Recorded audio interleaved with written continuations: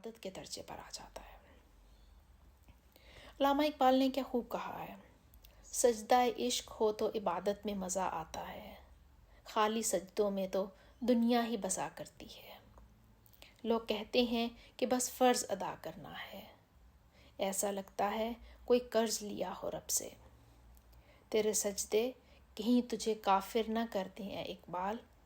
تو جھکتا کہیں اور ہے اور سوچتا کہیں اور ہے۔ ہم اپنی زندگی کو اللہ کی مرضی کے مطابق گزارنے پر تو رضامند ہو جاتے ہیں، لیکن ہمیں یہ پتہ نہیں چلتا کہ رب کی مرضی کیا ہے،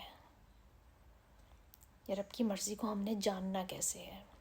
ہمارے کس عمل سے اللہ خوش ہوتا ہے اور ہماری کس بات پر اللہ خفا ہو سکتا ہے، ہمیں کب اللہ کا شکر ادا کرنا ہے اور کب اللہ سے مدد مانگنی ہے، کب اللہ سے معافی کی درخواست کرنی ہے اور کب اللہ کو دوست سمجھ کر دل کے